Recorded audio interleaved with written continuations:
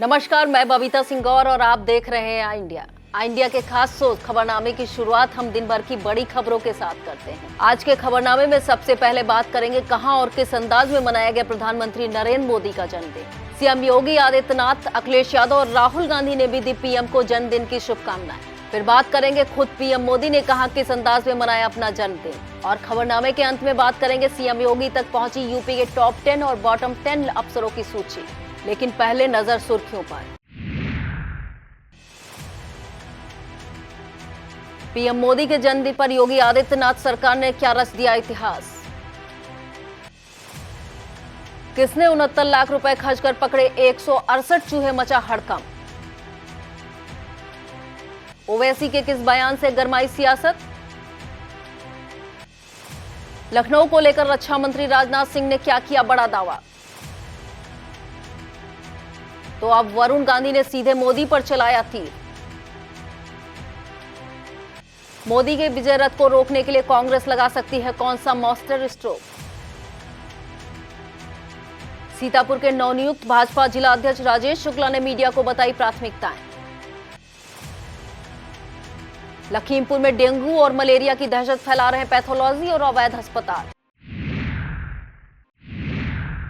आज के खबरनामे की शुरुआत प्रधानमंत्री नरेंद्र मोदी के 73वें जन्मदिन से करते हैं। यूपी के मुख्यमंत्री योगी आदित्यनाथ सहित देश के तमाम राजनेताओं ने प्रधानमंत्री को उनके जन्मदिन पर बधाई और शुभकामनाएं दी।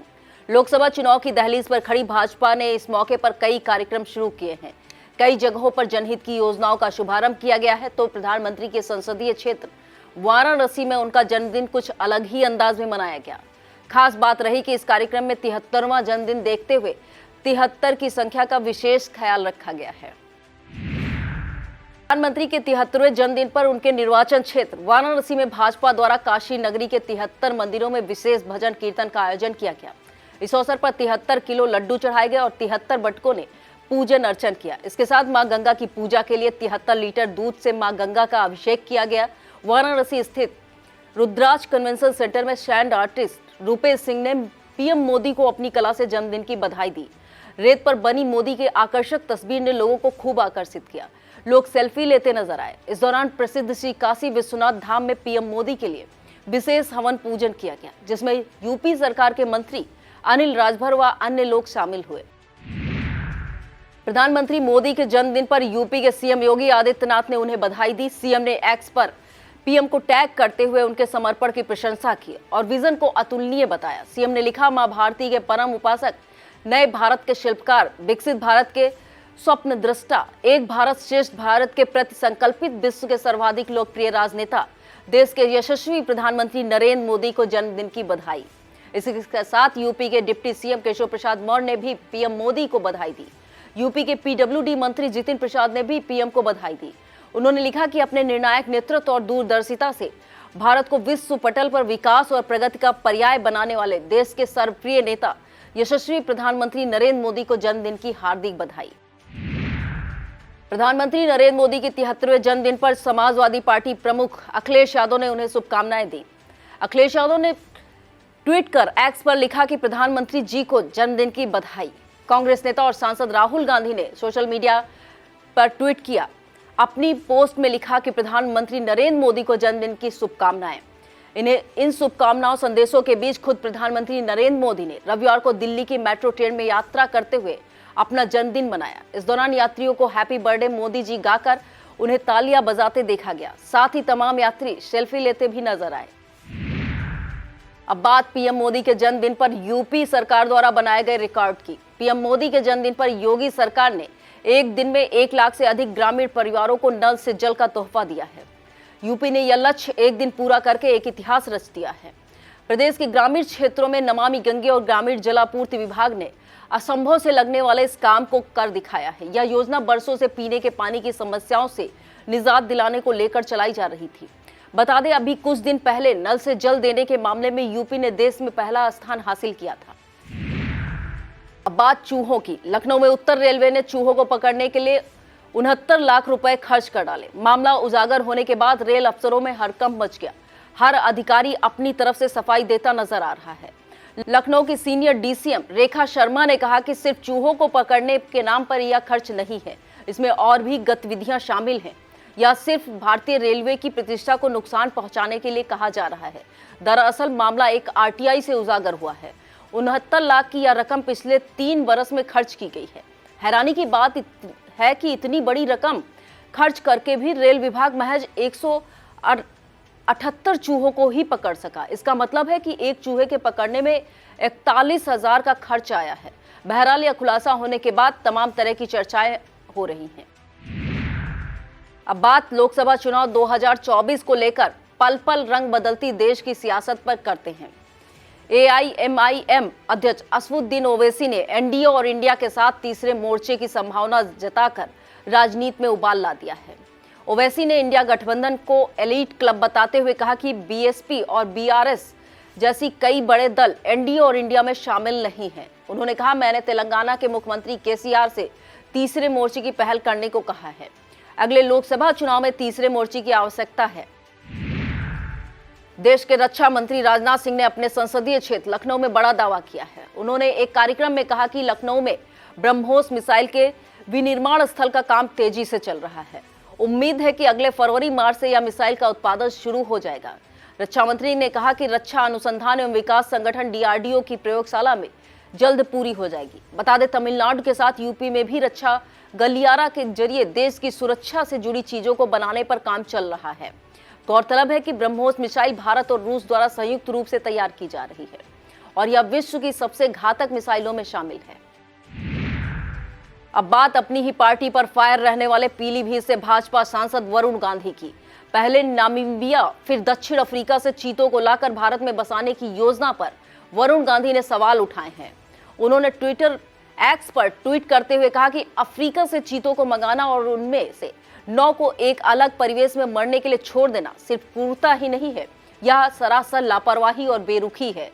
भारत को अपनी लुप्तप्राय प्रजातियों और पहले से मौजूद जंतुओं के संरक्षण पर ध्यान केंद्रित करना चाहिए। बता दें, चीता संरक्षण का यह प्रोजेक्ट खुद प्रधानमंत्री नरेंद्र मोदी की महत्वाकांक्षा योजना है। वरुण गांधी द्वारा चीता संरक्षण पर सवाल खड़े किए जाने को उनका सीधे पीएम पर प्रहार माना जा रहा है। वैसे भी पिछले काफी समय से वरुण गांधी तमाम मौकों पर अपनी ही पार्टी को घेरते नजर आए हैं। यह भी चर्चा है कि भाजपा आगामी लोकसभा चुनाव में उनकी उम्मीदवारी पर कैंची चलाने की तैयारी में है। छोटे चौधरी यानी जयंत चौधरी की राष्ट्रीय लोकदल को वैसे तो सपा के साथ इंडिया का हिस्सा होने का दावा किया जाता है, लेकिन आए दिन रालोद का नाम भाजपा के एनडीए के साथ जुड़ता रहता है। हालांकि जयंत चौधरी हाल ही में इंडिया का हिस्सा रहने की घोषणा कर चुके हैं, लेकिन फिर भी चर्चाएं हैं कि थमने का नाम नहीं ले रही। दरअसल यूपी के डिप्टी सीएम केशव प्रसाद मौर्य ने रालोद का नाम लिए बगैर कहा कि देश में और उत्तर प्रदेश में भाजपा अपने दम पर बहुमत में है, लेकिन जो उसके गठबंधन का हिस्सा है वह उसकी सरकार का भी हिस्सा है। मौर्य ने इशारों में तीर चलाते हुए कहा कि जो भाजपा गठबंधन का हिस्सा बनने को इच्छुक होंगे वो हमारे राष्ट्रीय नेतृत्व से बात करेंगे। मौर्य के इस बयान को छोटे चौधरी की ओर इशारा माना जा रहा है। कुछ समय पहले जयंत चौधरी के खीर और पुलाव जैसे बयान पर सुर्खियां बनी हुई थी। उस समय भी उनके भाजपा के साथ जाने की चर्चाएं चरम पर पहुंच गई थी। तो घोसी उपचुनाव में भाजपा की करारी शिकस्त को कोई पॉलिटिकल एक्सीडेंट था और भाजपा को उससे कोई फायदा हो सकता है, या हम नहीं कह रहे, बल्कि यह कहना है यूपी के डिप्टी सीएम केशव प्रसाद मौर्य का। उन्होंने घोसी की हार को एक एक्सीडेंट बताते हुए कहा कि इसको सुधार कर हम 2024 में परिणाम दिखाएंगे और घोसी में भी कमल का फूल खिलेगा। उन्होंने कहा, हम चुनाव हारे हैं, लेकिन इस हार ने हमें एक तरह से अच्छी तरह की तैयारी करने की ओर ध्यान दिलाया है। यूपी में प्रदेश कांग्रेस के हाल ही में बने अध्यक्ष अजय राय फिर चर्चाओं में हैं। अभी हाल ही में सपा पर हमला कर इंडिया में हलचल बढ़ाने वाले अजय राय अब यूपी के डिप्टी सीएम केशव प्रसाद मौर्य से भिड़ गए हैं। दरअसल डिप्टी सीएम ने अजय राय की तुलना मुल्ला से करते हुए ज्यादा प्याज खाने वाला बताया था। अब अजय राय ने पलटवार करते हुए डिप्टी सीएम के बयान को बचकाना करार दिया है और उन्हें मर्यादा में रहने की सलाह दी है। राय ने कहा कि राजनीति में उनसे वरिष्ठ हूं, जिम्मेदार पद पर होने के कारण उन्हें मर्यादा का ध्यान रखना चाहिए। कांग्रेस अध्यक्ष ने तंज कसा कि केशव प्रसाद खुद कृपात हैं, चुनाव हारने के बाद भी बड़े नेताओं की कृपा से डिप्टी सीएम बने हुए हैं। लोकसभा चुनाव से पहले भाजपा और विपक्षी दलों के इंडिया गठबंधन के बीच शाह और मात का खेल लगातार जारी है। दोनों यानी इंडिया और एनडीए एक दूसरे की हवा निकालने में कसर नहीं छोड़ रहे हैं। इसी बीच चर्चा है कि मोदी के विजय रथ को रोकने के लिए कांग्रेस क्या आरक्षण का मास्टर स्ट्रोक लगा सकती है। बता दें कि मल्लिकार्जुन खड़गे को कांग्रेस का राष्ट्रीय अध्यक्ष बनाए जाने के बाद हैदराबाद में कांग्रेस वर्किंग कमेटी यानी CWC की अहम बैठक आयोजित हुई है। इस बैठक में जातिगत जनगणना करवाने के साथ में दलित, आदिवासी और ओबीसी आरक्षण की सीमा बढ़ाने की मांग कर रहे हैं। प्रस्ताव में कहा गया है कि CWC एसी और ओबीसी के लिए आरक्षण की मौजूदा सीमा को बढ़ाने का आह्वान करती है। माना जा रहा है कि जिन राज्यों में कांग्रेस और भाजपा सीधे आमने सामने है, वहां अल्पसंख्यकों का रुझान कांग्रेस की तरफ है। दलित और आदिवासी कांग्रेस के परंपरागत वोटर रहे हैं। अध्यक्ष खड़गे खुद दलित समाज से आते हैं। कांग्रेस ऐसी मांगे उठाकर ओबीसी वोट बैंक पर निशाना लगाना चाहती है, जिस पर मौजूदा वक्त भाजपा की मजबूत पकड़ है। बसपा सुप्रीमो मायावती ने संसद का विशेष सत्र शुरू होने से एक दिन पहले सवाल उठाकर जवानों की शहादत पर चर्चा की मांग की है। ट्वीट कर एक्स पर मायावती ने पोस्ट किया है कि कमर तोड़ महंगाई, बेरोजगारी, लाचारी, आंतरिक और बाहरी सुरक्षा जैसे ज्वलंत मुद्दों पर नई संसद का सत्र अगर समर्पित होता है तो लोगों में उम्मीद की किरण जागेगी। मायावती ने कहा कि कश्मीर में अफसरों और जवानों की शहादत को गंभीरता से लिया जाना चाहिए। बता दें, सोमवार से शुरू हो रहे विशेष संसद सत्र की टाइमिंग ने सभी को हैरत में डाल दिया है। हालांकि इस सत्र के लिए एजेंडे का मुख्य विषय संविधान सभा से शुरू हुई संसद की 75 वर्षीय यात्रा पर विशेष चर्चा किया जाना है, लेकिन सरकार को संसद में कुछ नए कानून या एजेंडा से अलग अन्य विषय पेश करने का विशेषाधिकार प्राप्त है। उसे लेकर अटकलों का दौर सियासी पारे को चढ़ाए हुए है। देश की राजनीति को गर्म कर रहे सनातन विवाद में अब यूपी के परिवहन मंत्री दयाशंकर सिंह की एंट्री हो गई है। परिवहन मंत्री ने कहा है कि जब मच्छर भर लोग क्या सनातन खत्म कर पाएंगे? जब सनातन को रावण और कंस नहीं खत्म कर पाए तो इंडिया के नेता क्या करेंगे? मंत्री ने कहा कि मंदिर में पूजा करने और जनेऊ पहनने वाले लोग अब सनातन की बात कर रहे हैं। अब खबरें जनपद सीतापुर से। सीतापुर के नवनियुक्त भाजपा जिला अध्यक्ष राजेश शुक्ला ने प्रेस वार्ता कर अपनी प्राथमिकताओं को मीडिया से साझा किया। इस दौरान उन्होंने कहा कि पार्टी संगठन पीएम नरेंद्र मोदी के जन्मदिन को उत्सव के रूप में लेते हुए आयुष्मान भवा पखवाड़ा मनाएगी, जिसमें 18 सितंबर को युवा मोर्चा द्वारा रक्तदान शिविर का आयोजन किया जाएगा। 23 सितंबर व 24 सितंबर को स्वास्थ्य मेले का आयोजन किया जाएगा। साथ ही 17 सितंबर से 2 अक्टूबर तक आयुष्मान कार्डों का वितरण कर घर घर जाकर वितरण किया जाएगा। जिला अध्यक्ष ने पत्रकारों के सवालों का जवाब देते हुए आश्वस्त किया, आवारा कुत्तों से जल्द ही राहत दिलाई जाएगी। जिला अध्यक्ष ने एक अन्य सवाल के जवाब में कहा कि बुखार व रोगों के प्रकोप को लेकर स्वास्थ्य विभाग के अधिकारियों और अपने जनप्रतिनिधियों के साथ बैठक की जाएगी और जहां पर कोई कमी है उसे दूर किया जाएगा। प्रेस वार्ता में मौजूद पार्टी के संगठन मंत्री शिवभूषण सिंह ने मीडिया को बताया कि प्रदेश के सभी सीटों पर भाजपा प्रत्याशियों की जीत सुनिश्चित है। इस दौरान क्षेत्रीय महामंत्री नीरज वर्मा, बिस्वा विधायक निर्मल वर्मा, MLC पवन सिंह चौहान, निवर्तमान जिला अध्यक्ष अचिन मेहरोत्रा आदि मौजूद रहे। सीतापुर में चल रही वकीलों की हड़ताल खत्म होगी या जारी रहेगी, इसे लेकर सोमवार को स्थिति स्पष्ट हो जाएगी।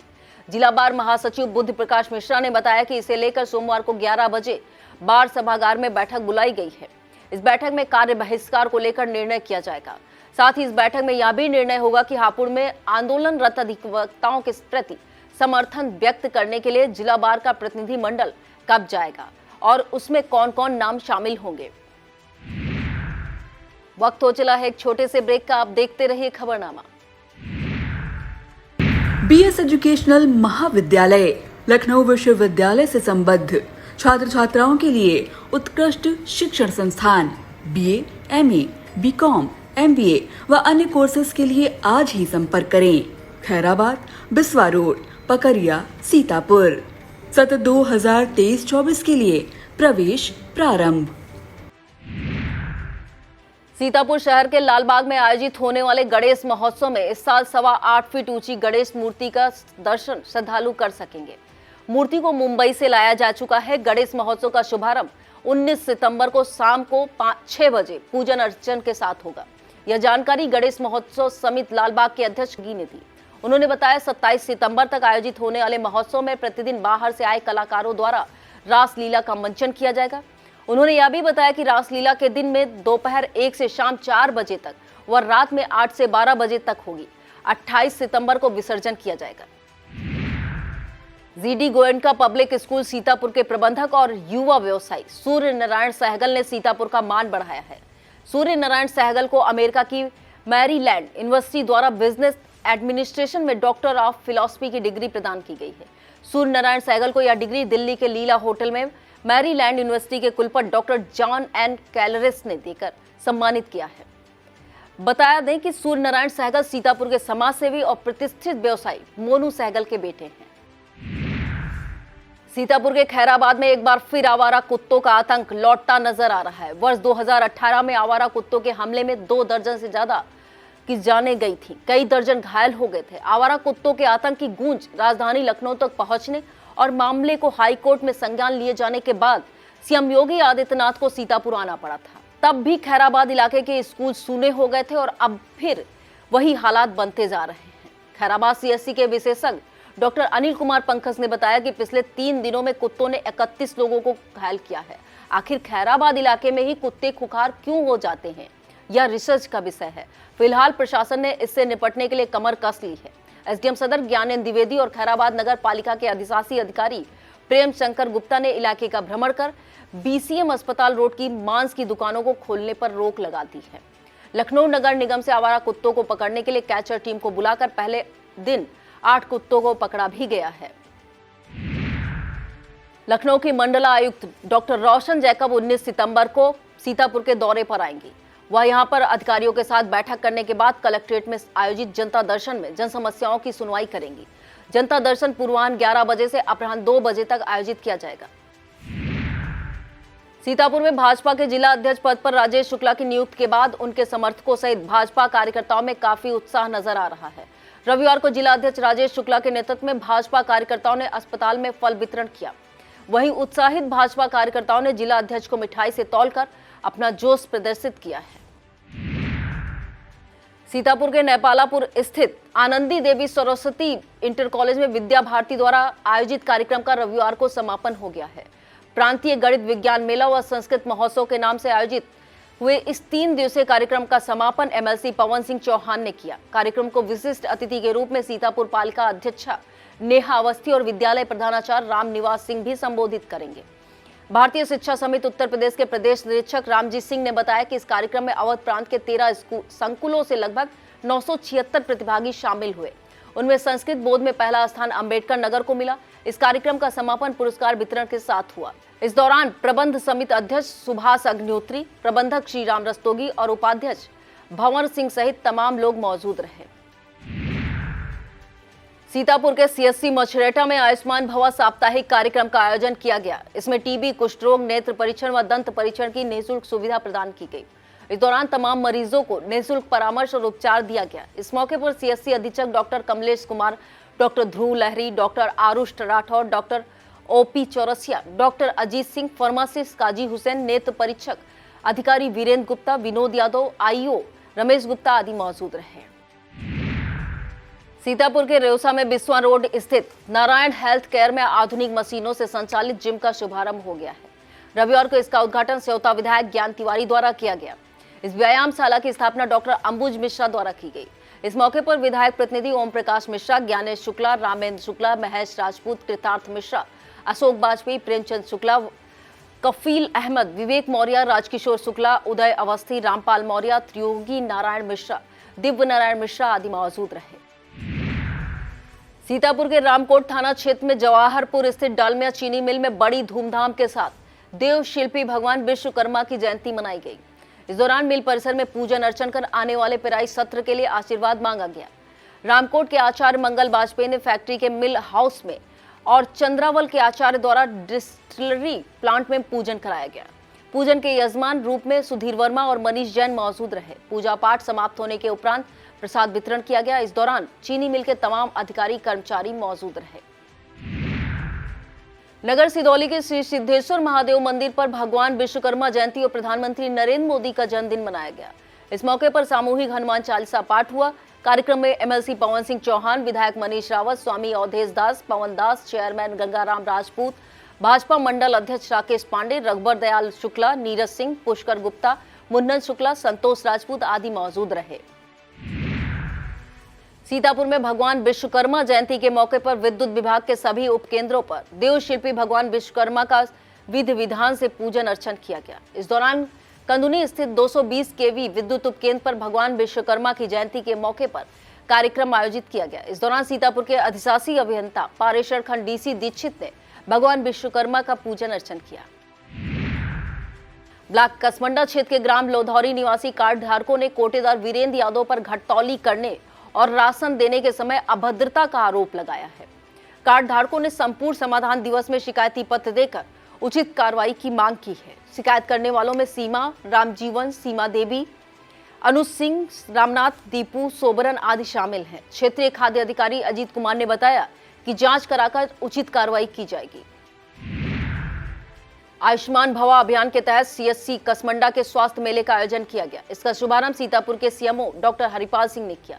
सीएमओ ने स्वास्थ्य मेले के समस्त स्टॉलों का निरीक्षण किया और आयुष्मान कार्ड धारकों को कार्ड वितरित किए। इसके बाद सीएमओ ने वहां पर भर्ती मरीजों का हाल चाल पूछते हुए खुद उनका स्वास्थ्य परीक्षण किया और फल वितरण किए।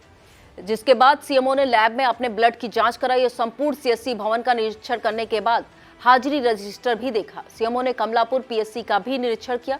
सीएमओ ने बताया कि निरीक्षण के दौरान दोनों स्वास्थ्य केंद्रों पर सारी व्यवस्थाएं चुस्त दुरुस्त पाई गई हैं।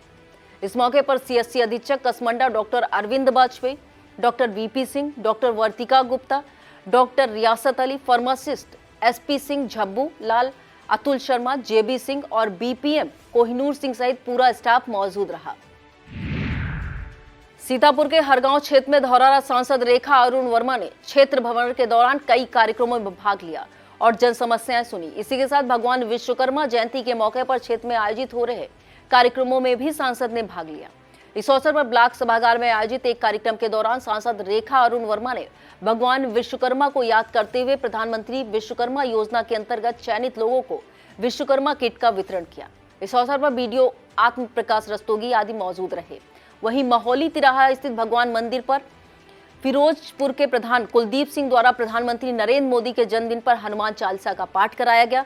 इस दौरान मौजूद सांसद ने हनुमान चालीसा का पाठ किया और वहां उपस्थित महिलाओं को भी संबोधित किया। इस मौके पर प्रधान बाबू सिंह, प्रधान शेर सिंह, रोहित सिंह, अमरजीत सिंह बाटू आदि मौजूद रहे। Awadh sugar and energy limited Hargaon की वर्कशॉप में मिल के उपाध्यक्ष तकनीकी अनिल शर्मा ने भगवान विश्वकर्मा का पूजन और हवन किया। स्थानीय विद्युत उपकेंद्र पर जय सुनील कुमार पाल की मौजूदगी में पीयूष श्रीवास्तव ने भगवान विश्वकर्मा का पूजन अर्चन किया।